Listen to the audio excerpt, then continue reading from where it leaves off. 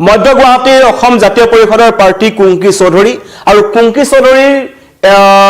কুংকি চৌধুৰীয়ে পানবজাৰ আৰক্ষীৰ বিৰুদ্ধে যি অভিযোগ আনিছিল বা আৰক্ষীৰ বিৰুদ্ধে অভিযোগ আনি এটা বিপদত পৰিছে কুংকি চৌধুৰীক পানবজাৰ আৰক্ষীয়ে সমন কৰিছে তেখেতক হাজিৰ হোৱাৰ নিৰ্দেশ দিছে আজি দিনৰ 11 বজাত পানবজাৰ থানাত উপস্থিত হ'ব লাগিব হাজিৰ হ'ব লাগিব এগৰাকী কুংকি চৌধুৰী কাৰণ নিৰ্বাচনৰ দিনাখনে যিদিনাখন ভোটগ্ৰহণ সম্পন্ন হৈছিল ভোটগ্ৰহণ সম্পন্ন হোৱাৰ দিনাখন এগৰাকী কুংকি চৌধুৰীৰ বিৰুদ্ধে লগতে তেখেতৰ পলিটিক্যাল ম্যানেজমেন্ট যিটো টিম আছিল য'ত হাৰিয়ানাৰ 4জন যুৱক আছিল বহিৰাজ্যৰ যুৱক আছিল তেওঁলোকৰ বিৰুদ্ধে পানবজাৰ থানাত বিজেপি কৰ্মীয়ে এজাহাৰ দাখিল কৰিছিল য'ত উল্লেখ কৰা হৈছিল যে নিৰ্বাচনী আচৰণ বিধি তেওঁলোকে ভংগ কৰিছে আৰু যেটো সোশ্যাল মিডিয়া তেওঁলোকে অপব্যৱহাৰ কৰিছে আৰু তেওঁলোকে যেহেতু তেওঁলোকৰ যে পলিটিক্যাল টিমৰ যিকেজন সদস্য আছিল তেওঁলোকে এই সমষ্টিৰ পৰা আঁতৰি যাব লাগিছিল তেওঁলোকে সমষ্টিতে আছিল আৰু তেওঁলোকে কেতবোৰ সোশ্যাল মিডিয়াত আপলোড কৰিছিল যিবোৰ অপব্যৱহাৰ কৰা অভিযোগ উত্থাপন কৰা হৈছিল আৰু নিখাই সেই এজাহাৰখনৰ ভিত্তিতেই এই হাৰিয়ানাৰ 4জন যুৱকক গ্ৰেপ্তাৰ কৰা হৈছিল আটক কৰা হৈছিল সন্দীপ যাদৱ সহ 3জন আৰু হাৰিয়ানাৰ যুৱক আছিল তেওঁলোকক গ্ৰেপ্তাৰ কৰিছিল আৰু পাছত তেওঁলোকক পানবজাৰ থানাতে তেওঁলোকক জামিনে মুকলি কৰি দিয়া হৈছিল আৰু সেই নিখাই থানাত উপস্থিত হৈছিল কুংকি চৌধুৰী আৰু কুংকি চৌধুৰীয়ে অভিযোগ উত্থাপন কৰিছিল যে এয়া ভুৱা অভিযোগ তেওঁলোকৰ তেনেকুৱা ধৰণৰ কোনো কাম তেওঁলোকে কৰা নাই নিৰ্বাচনী আচৰণ বিধি তেওঁলোকে ভংগ কৰা নাই আৰু তেওঁলোকক ভয় খুৱাবলৈ চেষ্টা কৰিছে আৰক্ষীৰ বিৰুদ্ধে পানবজাৰ আৰক্ষীৰ বিৰুদ্ধে কেতবোৰ অভিযোগ উত্থাপন কৰিছিল কুংকি চৌধুৰীয়ে যাৰ কাৰণে আজি কালি আসলতে এই সমন জাৰি কৰা হ'ল পানবজাৰ আৰক্ষীয়ে সমন জাৰি কৰিছে আৰু আজি দিনৰ 11 বজাত পানবজাৰ থানাত কুংকি চৌধুৰীক হাজিৰ হ'বলৈ নিৰ্দেশ প্ৰদান কৰা হৈছে মহানগৰ আৰক্ষীৰ বিৰুদ্ধে অভিযোগ আনি এতিয়া বিপদত পৰিছে কুংকি চৌধুৰী যিগৰাকী যথেষ্ট চৰ্চাত আছিল এবাৰ নিৰ্বাচনৰ সময়ত যে কম বয়সীয়া এগৰাকী যুৱতী আৰু জেনজি কথা কোৱা হৈছিল মধ্য গুৱাহাটীৰ যি বিজয় গুপ্তা আছে এজন জ্যেষ্ঠ ৰাজনীতিবিদ তেখেতৰ বিৰুদ্ধে নিৰ্বাচনত অৱতীৰ্ণ হৈছিল আৰু তাক লৈ সোশ্যাল মিডিয়াত যথেষ্ট সংখ্যক প্ৰতিক্ৰিয়া পোৱা গৈছে যে তেওঁৰ বিৰুদ্ধে কেতবোৰ চৰকাৰ পক্ষৰ ফালৰ পৰা অভিযোগ আছিল তেওঁলোকৰ বিৰুদ্ধে পৰিয়ালৰ বিৰুদ্ধে অভিযোগ আছিল আৰু তাৰ পাছতো কুংকি চৌধুৰীয়ে নিৰ্বাচনী প্ৰচাৰ চলাই গ'ল আৰু মধ্য গুৱাহাটীবাসী ৰাইজে এতিয়া কাক ভোট দিছে সেয়া লক্ষণীয় হ'ব কিন্তু নিৰ্বাচনৰ ফলাফল ঘোষণাৰ আগে নিৰ্বাচনৰ ভোট গ্ৰহণৰ দিনটোতে কিন্তু কৰবাত নহয় কৰবাত এগৰাকী কুংকি চৌধুৰীৰ বিৰুদ্ধে এক ভয়ংকৰ অভিযোগ উত্থাপন হ'ল যে তেওঁলোকে নিৰ্বাচনী আচৰণ বিধিবোৰ উলংঘা কৰিছে আৰু লগতে তেওঁলোকৰ যি পলিটিক্যাল ম্যানেজমেন্টৰ যিজন টিম আছে সন্দীপ যাদৱ বুলি এজন আছিল যিজন মূল তেওঁৰ গোটেই সোশ্যাল মিডিয়াতে তেওঁলোকে চাই আছিল কেনেকৈ প্ৰচাৰ কৰিব কি ভিডিঅ' আপলোড কৰিব বা চৰকাৰ বিৰোধী যিবোৰ বাইট আছিল যিবোৰ সকলোবোৰ তেওঁলোকে তাত আপলোড কৰি আছিল তাত তেওঁলোকে সেই ভোট গ্ৰহণৰ দিনটোতো কিন্তু তেওঁলোকে সেইবোৰ অব্যাহত ৰাখিছিল বুলি অভিযোগ উত্থাপন হৈছিল আৰু পানবজাৰ আৰক্ষীয়ে এটা তথ্য লাভ কৰিছিল যে ভোট গ্ৰহণৰ দিনটোতো বা নিশাৰ ভাগলৈকে এই তেওঁলোকৰ পলিটিক্যাল ম্যানেজমেন্টৰ 4জন সদস্য যি সন্দীপ যাদৱ সহ আৰু তেওঁলোকে এখন গাড়ীত সমস্ত বিভিন্ন প্ৰান্তত তেওঁলোকে ঘূৰি ফুৰিছিল আৰু যাৰ কাৰণে তেওঁলোকক আটক কৰা হ'ল প্ৰথমতে আটক কৰা হৈছিল পানবজাৰ আৰক্ষীয়ে তেওঁলোকক আটক কৰিলে হুদা পোছা কৰিলে যে নিৰ্বাচনী আচৰণ বিধি কিয় ভংগ কৰিছে এই যেটো ভয়ংকৰ অভিযোগ উত্থাপন হৈছিল আৰু 3:30 বজাত নিশা পানবজাৰ থানাত কুংকি চৌধুৰী উপস্থিত হ'ব লগা হৈছিল আৰু কুংকি চৌধুৰী উপস্থিত হৈ তেওঁ এটা মন্তব্য কৰিছিল যে এয়া শাসকৰ পক্ষই আমাৰ ওপৰত ভয় খাবলৈ চেষ্টা কৰিছে জানি বুজি আমাক এনেকৈ হাৰাশাস্তি কৰা হৈছে আৰু আৰক্ষীও সঠিক তদন্ত নকৰাকৈ আমাৰ টিমৰ 4জন সদস্যক আটক কৰিছে বা গ্ৰেপ্তাৰ কৰিছে এই মন্তব্য কুংকি চৌধুৰীয়ে কৰিছিল আৰু তাৰ পাছতেই পিছত কিন্তু কুংকি চৌধুৰীয়ে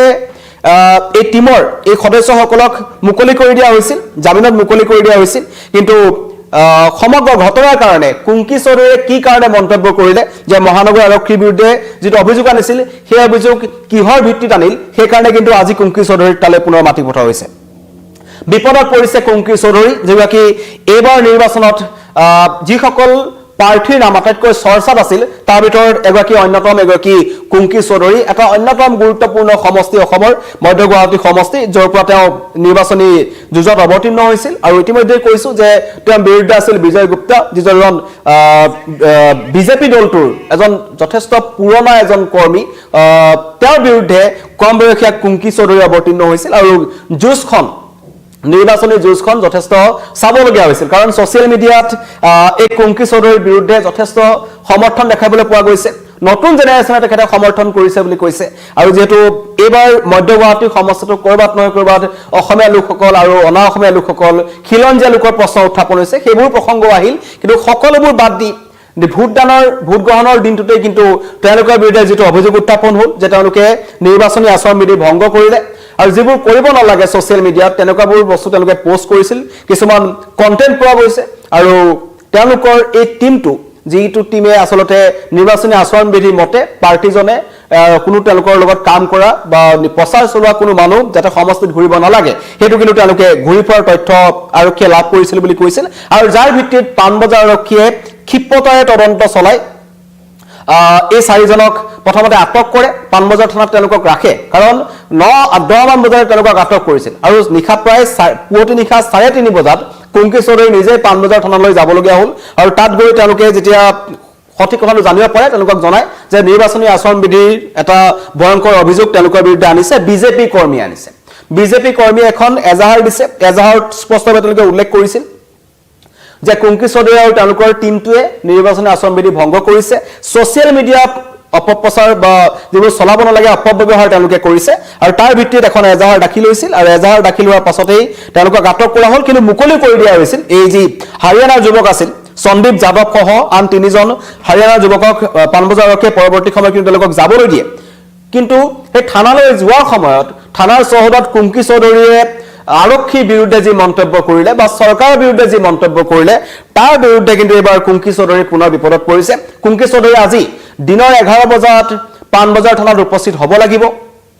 কালি তেখেতলৈ এই নিৰ্দেশনা জাৰি কৰা হৈছে আৰু আজি 11 বজাত কুংকি চৌধুৰী যেতিয়া পানবজাৰ থানাত উপস্থিত হ'ব তাৰ পিছত পানবজাৰ আৰক্ষীয়ে কি ধৰণৰ ব্যৱস্থা গ্ৰহণ কৰে সেয়াও লক্ষণীয় হ'ব ইতিমধ্যে কুংকি চৌধুৰীয়ে কৈছিলে প্ৰথম দিনাখনে যে তেওঁলোকৰ বিপদত পেলাবলৈ চেষ্টা কৰা হৈছে হাৰাশাস্তি কৰিবলৈ চেষ্টা কৰা হৈছে আৰু সেই কথাটোৰে আসলতে কিমান সত্যতা আছে পানবজাৰ আৰক্ষীয়ে সুধিবলৈ তেখেতক মাতি পঠাইছে আৰু ইতিমধ্যে আজি সমন্তলৈ পঠোৱা হৈছে আৰু আজি 11 বজাত পানবজাৰ থানাত উপস্থিত পানবজাৰ থানাত তেওঁ নিজেও ইয়াৰ আগতে এখন এজাহাৰ দাখিল কৰিছিল যে তেওঁ এটা এআই ভিডিঅ' নিৰ্মাণ কৰা হৈছে এটো নিৰ্বাচনৰ দুদিন আগৰ ঘটনা য'ত এটা